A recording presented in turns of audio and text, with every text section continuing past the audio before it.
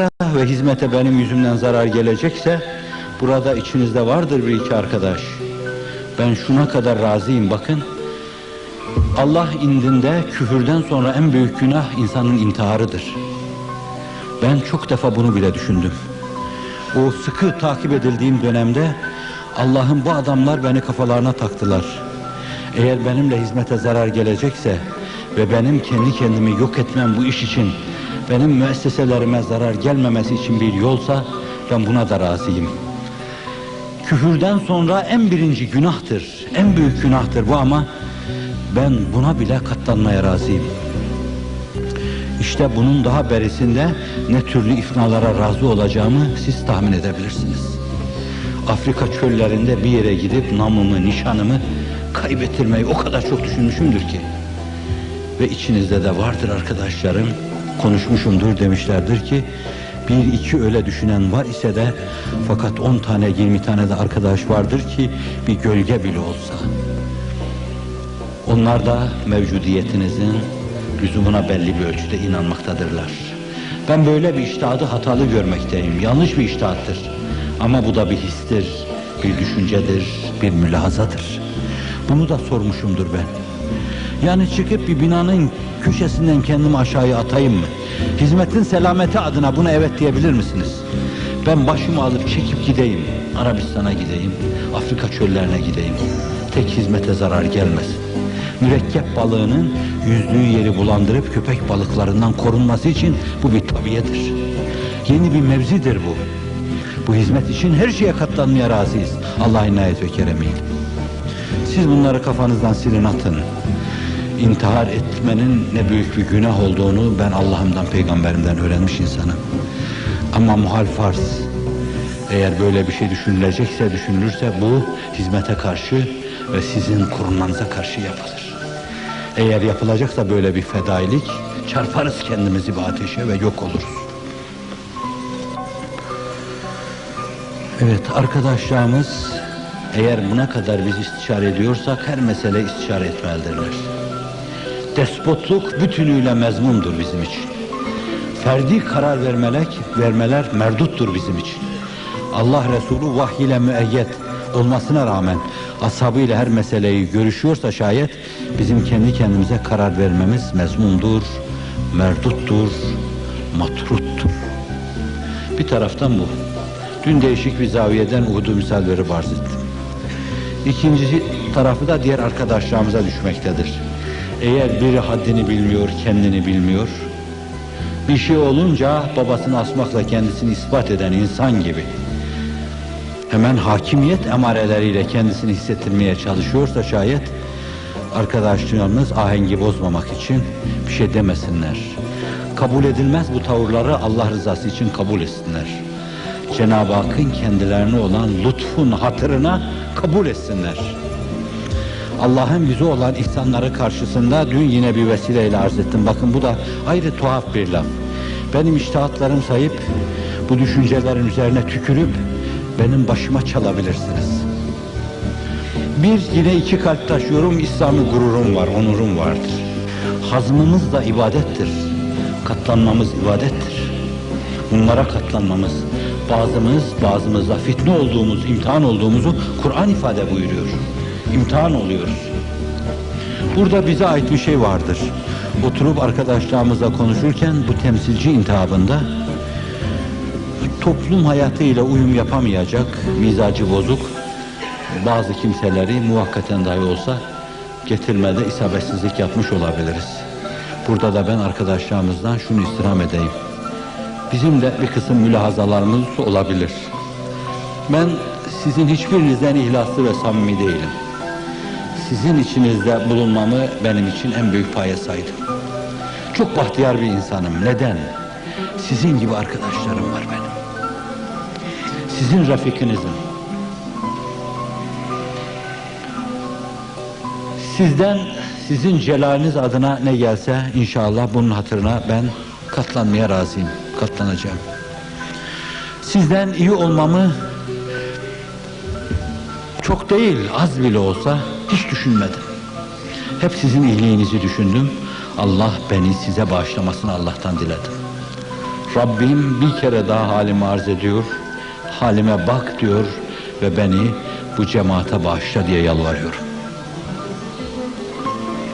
Ancak bir şeyim var yani. Bazılarınız olabilirsiniz de bazılarınız olmayabilirsiniz. Ben çocukluğumdan bu yana hiçbir sevdam olmadı. Sevgilim gibi oldu bu iş benim, tanıdım. Yani sizlerle temsil edilen bu hizmet sevgilim gibi oldu. Onun zülüfleri dağılmasından böyle korktum, çok tir tir titredim. Her yerde iş kimlerle, ne türlü insanlarla nasıl idare edilir? O mevzuda 6 ay düşünmeden oturup karar vermedim. 6 insanla görüşmeden oturup bir şey yapalım demedim. O benim göz ağrımdı. Onunla hayatı tanıdım ve sonuna kadar da Rabbim onunla devam ettirsin. Fıtratımla bütünleşti.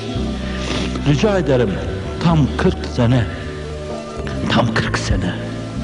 Atın çocukluğumu 14-15 yaşı, tam 40 sene gözümü açtım, kapadım, bu dedim.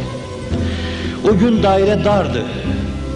Değişik arkadaşlarla beraber koşuyorduk ama bugün de böyle. Ben öyle içeriye girdiğimde paçamdan tutan, eteğimi çeken çocuğum, torunum yok benim. Yatağımı serenim yok. Yemeğimi yapanım yok benim. Ben hep acıları hissettiğim zaman değil mi senin yolundayım. Bununla teselli oluyorum. Nefsimi tezkiye adına söylüyorum, zannetmeyin. Onu Allah baş aşağı getirsin. Ondan çok bizarım. Ama bir kolluk üzerinde titreyen tavuk gibi o yumurtalar üzerinde titriyor vicdanım, kalbim. Bir civcivler üstünde titreyen kuluçka gibi titriyor kalbim, vicdanım. İşte verdiğim kararları da böyle bir hava içinde vermeye çalışıyorum. Bu hizmete zarar gelmesin diyorum. Yine de eğer ben hizmete zarar verecek kararlar vermişsem Rabbime sığınırım. Ne olur Allah aşkına siz de affedin. Beni de affedin. Oturup karar verip şu arkadaş temsilci olarak gelsin dediğiniz arkadaşlarımızı da affedin. Yanlışlık görünce düzeltmeye çalışırım. Ama ne yaparsın, o kadar çok insana ihtiyaç var ki. Keşke binlerce insanımız olsaydı.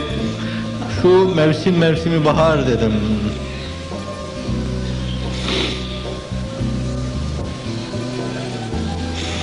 Bu bahar mevsiminde güçlü arkadaşlarımızı dünyanın sağına soluna gönderseydik, her yerde bu işi aynı seviyede başlasaydık, yazı birden idrak edecektik, her yerde yaz birden kızaracaktı, birden tüllenecekti. Ve sonbaharı da öyle idrak edecektik. 2-3 asırdan beri yapılması gerekli olan işler bir hamlede yapılmış olacaktı. Evet, beni de arkadaşlarımızı da bağışlayın. Bağışlayın ki Allah da sizi bağışlasın. Ebu Bekir Efendimiz, ona efendi derken İnsan vicdanı adeta şeker şerbet almış gibi bir tatlılık hissediyor Efendimiz. Ayşe validemize, o da ayrı bir efendimiz. İftira edenler arasında akrabalarından Mıstah İbni Üsase de vardı. Ayşe ailesinin nanıyla, nimetiyle perverde olmuş, bu her şeye aklı yetmeyen bu küçük sahabi radıyallahu anh, elfe merratin radıyallahu anh, iftira eden grup içine karışmış, Ayşe validemizin tak damenine bir avuç çamur da o atmıştı. Hazreti Ebu Bekir de bunun geçimini yüklenmiş bir insandı. Bakıyor ve görüyordu. İş tebeyyün edince yemin etti. Mıstah'ın iaşesini bundan sonra temin etmeyeceğim, yemin olsun. Kur'an'dan ayet nazil oldu. Nur suresinde. وَلَا يَأْتَلِ اُلُوا الْفَضْلِ مِنْكُمْ. Sizden âli cenab, civan mert insanlar böyle rızkını temin etmeyeceğim diye yemin etmesinler. Yani Ebu Bekir'e yakışmaz ki o. Mıstah'ın yaptığı da Mıstah'a yakışmazdı. Ama o yakışmayan bir şey yaptı. Kendisine yakışmayan bir şey yaptı. Ebu Bekir kendine yakışmayan şeyi yapmasın. Yakınlarına, akrabalarına verdiği şeyleri vermeye devam etsin. İstemez misiniz Allah sizi affetsin? Kur'an'ın fezlekesi bu. İstemez misiniz yani Allah sizi affetsin, öyleyse onları affedin. Hazreti Ebu Bekir, isterim Allah'ım, isterim affetmek, isterim affa mazhar olmak için. İstemez misiniz Allah sizi affetsin? Öyleyse gelin affedin. Affedin ki Allah da sizi affetsin. Biz hepimiz bu hizmetin hadimleriyiz. İçimizde Efendimiz sallallahu aleyhi ve sellem yine ben seyyid değilim demiştir, efendi değilim demiştir. Efendi İbrahim'dir. Allah efendidir. Ben efendi değilim demiştir. Öyleyse bizim içimizde efendi yoktur. Bu işin efendisi yoktur. Biz hepimiz hadimleriz. Seyyidul kavmi hadimuhum noktasından bakıyoruz kendimize. Bu işin efendileri, bu işin hizmetkarlarıdır. Bize hizmet etmek düşer. Arkadaşlarımıza bir şeyler anlatmak, onların önünde koşmak devamlı, onların rahatlarını temin etmek, elimizden gelirse fikir üretmek, düşünce üretmek ve onlar rahat etmeden rahat etmemek. Rahat edeceği ana kadar eleste durmak, el pençe divan durmak. Emirlik budur. İmamet budur. İnşallah bunu da aşacağız. Sahabenin ulaştığı o kuşağa, sahabi olmaları mahfuz, inşallah ulaşacağız. Şu himmetteki coşkunluk olduğu gibi, arkadaşlarımız cihanın rengini değiştirmeye namzet oldukları gibi inşallah böyle küçük bir mevzuyu da aşacak ve dönüm noktasında bulunuyoruz. İnsanlığın makûs kaderini Allah'ın inayet ve keremiyle